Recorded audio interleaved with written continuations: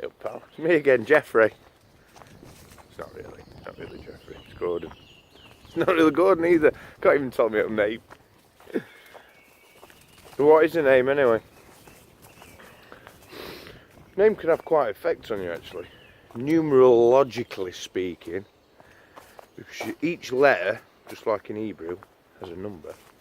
Those numbers add up to a magical number that may have an effect on your life. So what do you do about it? Change your name. Or stop answering to one you've got. I don't know what. What are you asking me for anyway? But seems to be a bit of crap on my lens. But hit these chaps.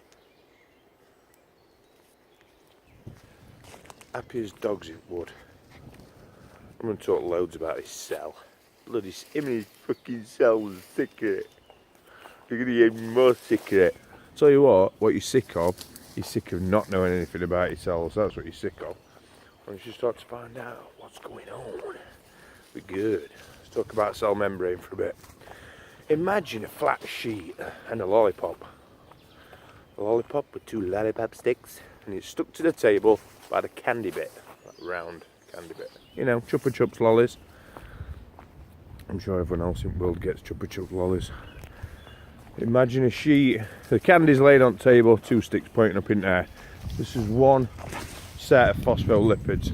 Loads of these laid out on the table. Now mirror that, so you've got the legs pointing downwards and the candy bit pointing up in there. The phospholipids are magical little things. Usually a molecule will be either polarised, polar or non-polar. Polar being it'll be attracted or repelled by another substance. Non-polar meaning it don't really give a shit. It's not attracted or repelled by anything.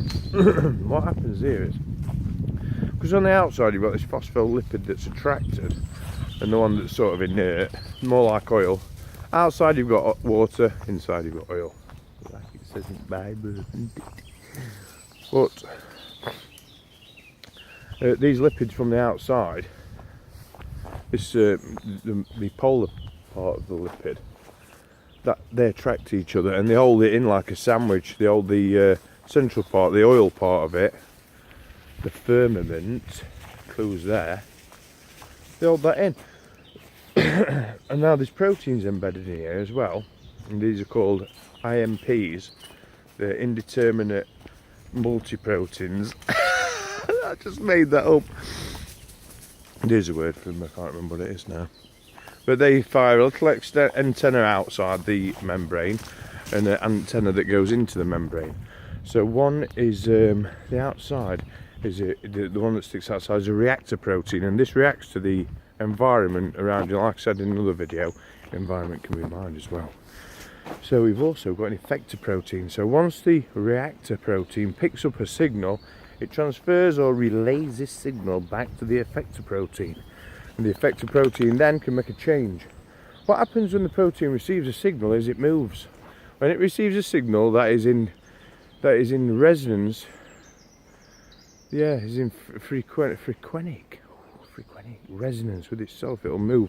So say you've got a protein that reacts to a steroid, or protein that reacts to a steroid. When there's a steroid in the environment, the protein will move, revealing the DNA code, so that a sample or a mirror image can be taken called RNA. We'll talk about that in another video. Just a little video to explain a bit about the structure of cells, how they're made up. It's important, so all this can be explained scientifically. You need to be able to explain things scientifically, and it's participating in your environment, making observations. Making these observations on our sensors. Our environment affects it. But anyway, enjoy this series of me babbling on about itself. At least it's not a prison cell, eh?